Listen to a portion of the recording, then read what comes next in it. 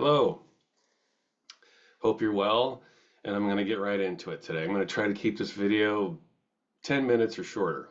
It's going to be challenging though when I talk about Underworld because I love these guys and their remixes are part of what changed the whole landscape, in my humble opinion. Their own music was brilliant, and I do say was. Well, I'll get into that. But I'm going to talk about Underworld primarily as remixers today. I am going to talk about their own releases to some extent because I think it's important to understand this group in context. But I'm going to talk about them and their remixes because I think there are a handful of remixers that have existed on this earth in the past 40 years, within the past 40 years, that remixing has become a thing. And I think they need to be discussed as arguably the greatest remixers that have ever existed. This will be my second adventure into doing a remix video. My first was the Orb. I think the Orb is they're way up there too when it comes to remixing. I think Underworld is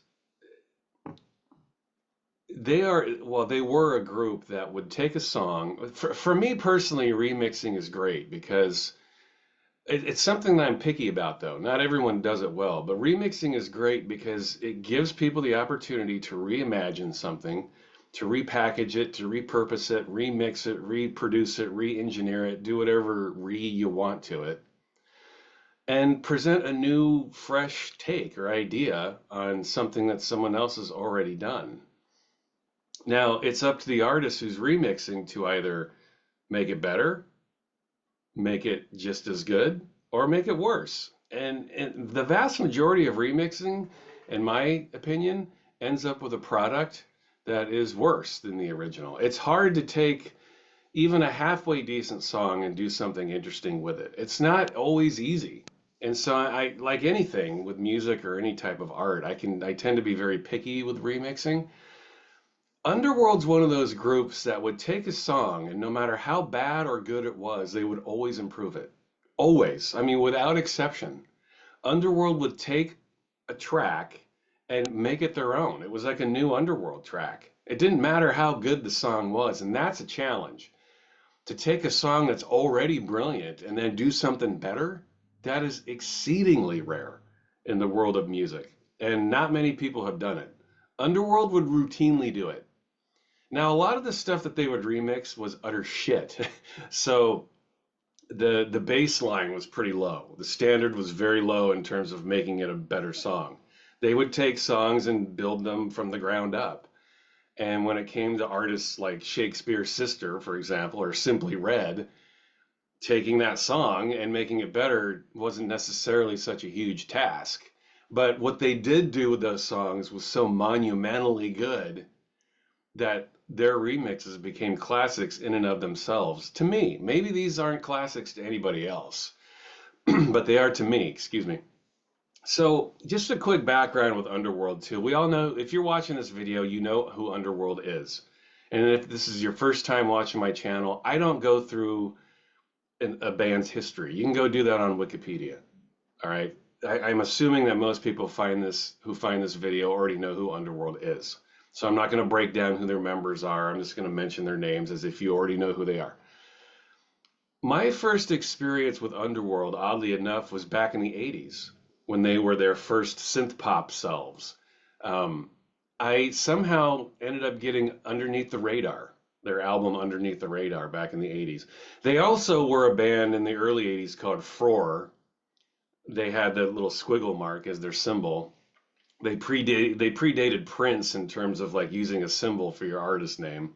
That's how forward thinking they were.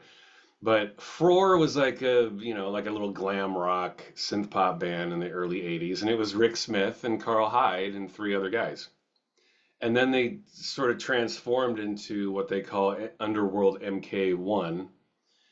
And then in the early 90s, I think actually in 1990, Rick Smith hooked up with Darren Emerson.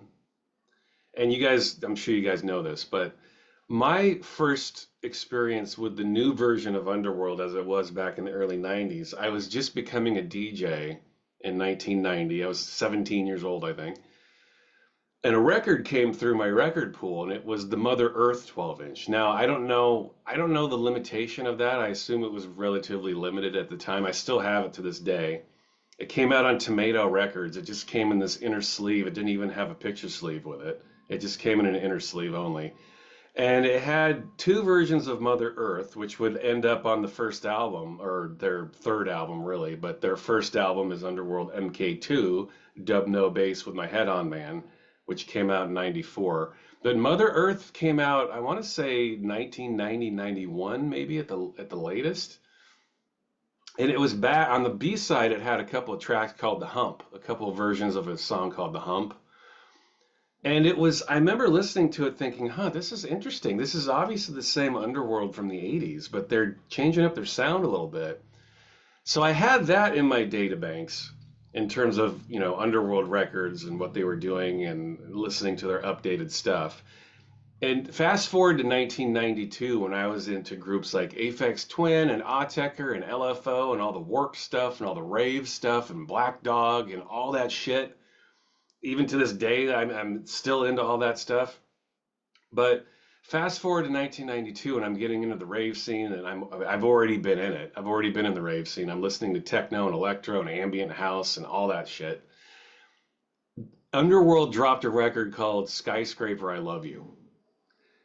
That's one of those records where I still remember what I was doing when I heard it. It was a total game changer. I remember still dropping the needle down on that record for the first time. It blew my fucking mind. This was a brilliant track, and even to this day, it's brilliant. I don't think it's aged a day. It was house, it was techno, it was ambient, it had vocals. You have to understand that back in the early 90s, underground and underground dance culture wasn't being appropriated into pop music yet. It just wasn't happening. House music was sort of rapping on the door of pop music through artists like Madonna and stuff like that. I mean, it was really palatable, it was really easy to listen to, but more hardcore underground techno and dance music was just starting to like the idea of it pushing through into the pop world with a pop sensibility was just starting to happen. And it was through bands like Underworld. Skyscraper I Love You was an intense piece of techno music, but then it was a pop song. Carl Hyde was singing on it. It had guitars on it. It was a beautiful song. It still is a beautiful song. I still think Skyscraper is vastly better than a lot of stuff Underworld has done since. And I'm talking about post Darren Emerson stuff. I'll get into that in a minute, but that song came out in 1992 and it blew my mind. Still blows my mind when I hear it today. But when I heard that, I was a full-on fan and I had to discover everything that they had done before that. And at that time, all they had really done were remixes. That was it.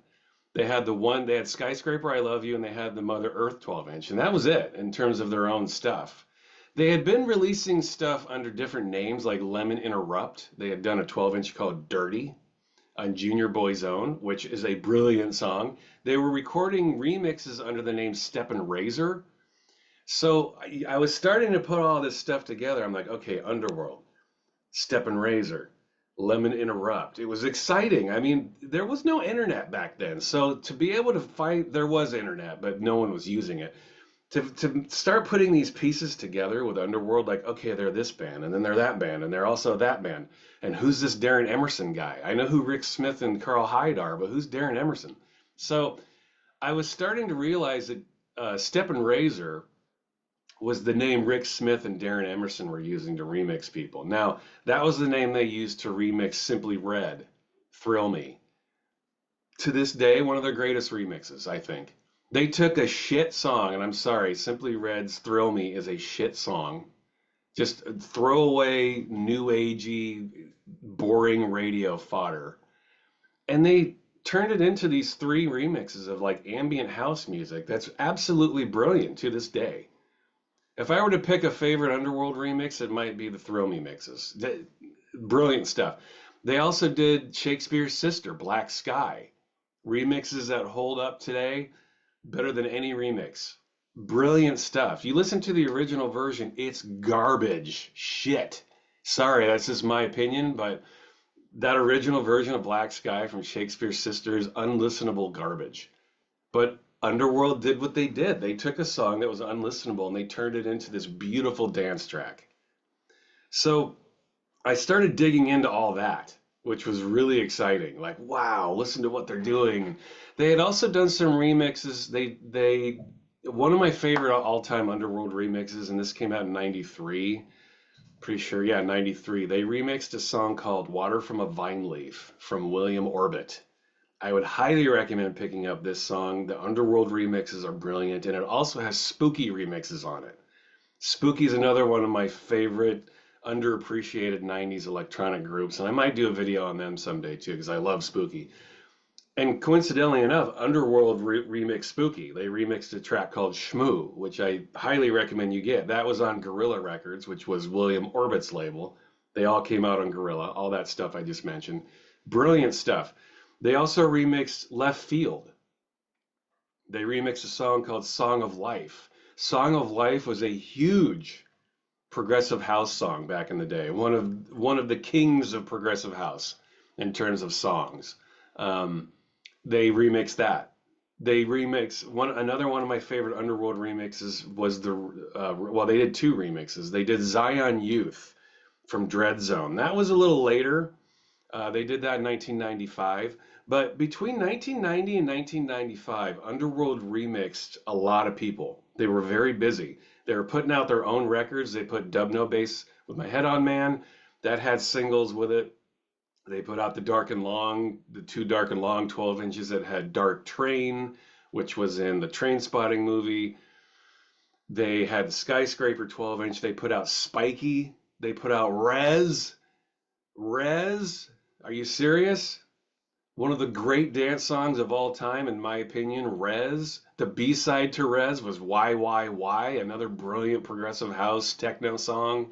These guys on the regular were putting out brilliant shit from 1990 to 95. It was just like a constant stream of stuff. And then in 95, I'm pretty sure it came out in 95, they put out the Born Slippy 12 inch. And then a year later, that was put on the Train Spotting soundtrack. They put out Second Toughest in the Infants in 1996, a brilliant album. These guys were purveyors of brilliant electronic dance production, their own music and remixing. Their remixes, I already mentioned Simply Red. I already mentioned Shakespeare's Sister, William Orbit. They remixed One Dove. Their remixes of One Dove were brilliant. They remixed a song called Why Don't You Take Me? Sven Vath, Harlequin.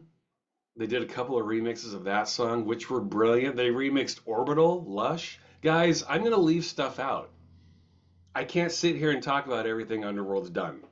But as a remixer, Underworld was able to take these brilliant, like Orbital Lush, that's a good example. They took a brilliant song and made it better.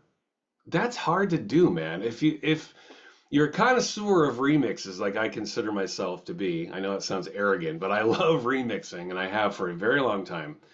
To be able to take a song that's already brilliant and turn it into something even better, or at least something as interesting as the original, it's extremely and exceedingly challenging to do that. Underworld did that on the regular. They did it all the time. It was incredibly impressive the way they did it. So Underworld, I think it's for these reasons that I think they are arguably the greatest remixers that have ever existed on this planet Earth. I would highly recommend you check out anything you can get from Underworld. Everything they did post 1999 when Darren Emerson left, I think they took a hit. Their music just isn't as good without Darren Emerson. That's an opinion, okay? I still like Underworld a little bit. I still listen to what they do now. They're still around, Carl Hyde and Rick Smith, but I think they lost a lot of their magic when Darren Emerson left. They just did. But if you want to check out some of the greatest remixing you've ever heard in your life, check out Underworld. Another one of my favorite remixes they did in 1993 was the remixes they did for Bjork, Human Behavior. Have you heard these remixes? I mean, that's one of those records that to this day I still remember what I was doing and where I was when I first heard that record. Their remixes for Human Behavior were total game changers.